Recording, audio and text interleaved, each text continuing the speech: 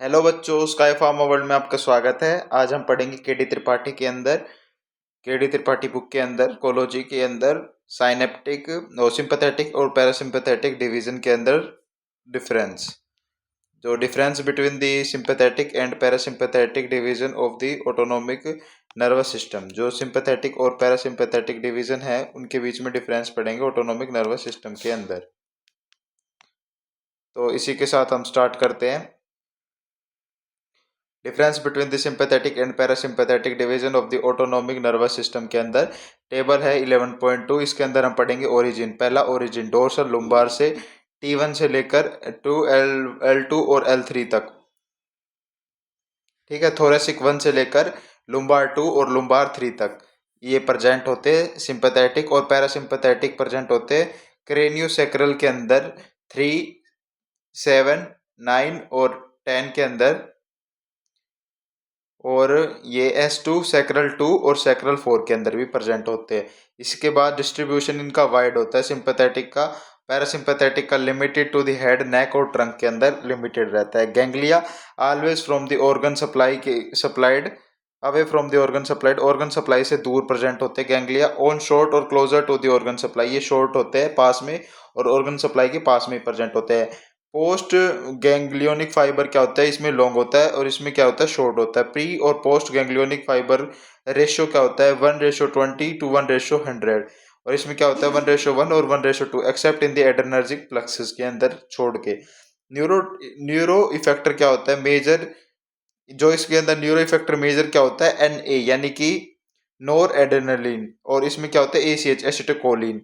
और stability of the transmitter क्या होता है, NA नोर एड्रेनलिन। जो रुक जाओ, ट्रांसमीटर माइनर भी बता रखा है इसके अंदर, ATP, NPY, DA और ACH। और ATP क्या होता है, एडिनोसाइन ट्राइफॉस्फेट। NPY क्या होता है, न्यूरोपेप्टाइड Y। और DA क्या होता है, डोपामीन। और VIP यानी कि vaso active intestinal peptide. Vaso active intestinal peptide इसमें माइनर होता है। और माइनर में ही दूसरा NO यानी नाइट्रिक ऑक्साइड भी होता है दूसरा। इसी के साथ स्टेबिलिटी ऑफ द ट्रांसमीटर्स, जो ट्रांसमीटर की स्टेबिलिटी है उनके बारे में देखेंगे।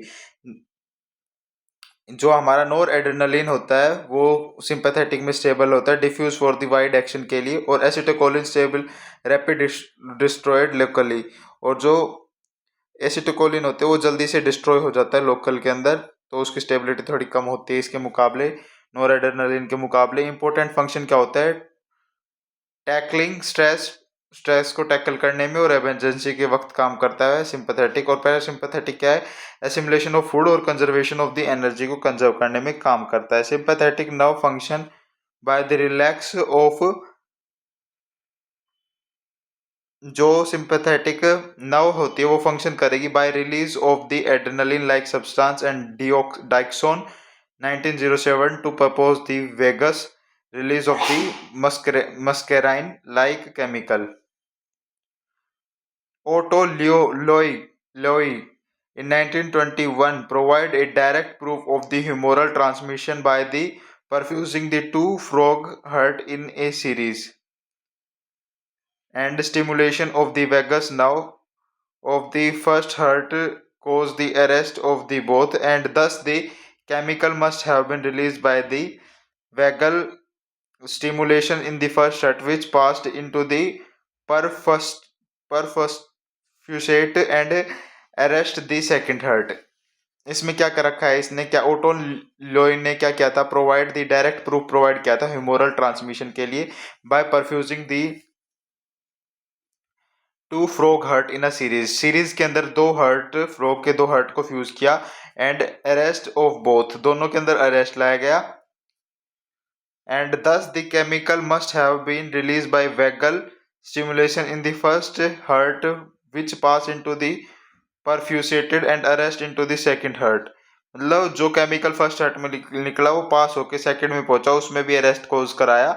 And the this vagusstoff was found in 1926 to be acetylcholine. और जो वेगोस्टोफ है, ये जो केमिकल ट्रांसफर हो रहा है इसे एसिटिकोलिन कहा गया। In earlier date 1914 had a characteristic of the parasympathomimetic. और आज उन मतलब अर्लियर डेट 1914 के अंदर इसके कैरेक्टरिस्टिक पाए गए कि ये पैरासिम्पैथेटोमिमेटिक यानी कि पैरासिम्पैथेटिक ड्रग्स की तरह काम करता है, मिमेटिक यानी कि उसके जैसा। And the sympathetic transmitter was eventually shown by the noradrenaline in 1946 के अंदर इनको देखा गया। नोर एड्रेनलिन किसके द्वारा? वॉन यूलर के द्वारा। मैनी ह्यूमोरल ट्रांसमीटर यानी कि डोपामाइन, 5-HT, गाबा, और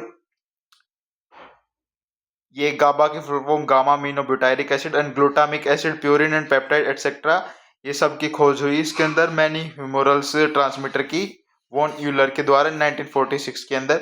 are not and to be consider as the post junctionally acting neuro humoral transmitter, और इनको कंसीडर किया गया कि post junctionally acting neuro humoral transmitter की तरह। And a substance which must fulfil the following criteria, एक ऐसे सब्सटेंस की तरह कि जो फुलफिल करेंगे इन सभी क्राइटेरिया को। It should be present in the pre synaptic neurons and usually along with the enzymes and synthesize it. जो it should be present in the, ये कैसे प्रेजेंट होंगे? प्री साइनेप्टिक न्यूरॉन के अंदर, and usually along with the enzyme synthesize it, और ये enzyme के साथ प्रेजेंट होंगे जो कि सिंथेसाइज होंगे इनके अंदर। And it should be release in the medium known as the nerve stimulation in the following nerve stimulation, मतलब ये एक मीडियम के अंदर रिलीज होंगे नर्व स्टिमुलेशन के दौरान, जो ये हमारे न्यूरोट्रांसमीटर होते हैं, इनके बारे में बात चल रही है अभी।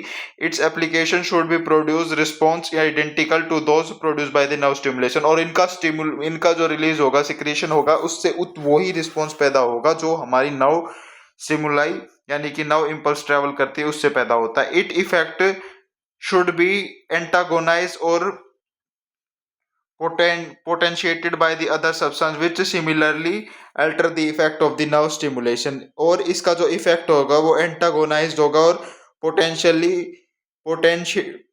पोटेंशिएट किया जाएगा अदर सब्सटेंस के द्वारा which similarly alter the effect of the nerve stimulation, जो कि अल्टर करते नर्व स्टिमुलेशन को, वो उतना ही इस पे इफेक्ट होगा। अब न्यूरोट्रांसमीटर की बात हुई खत्म। इसी के साथ हम the step to the neurohumoral transmitter की।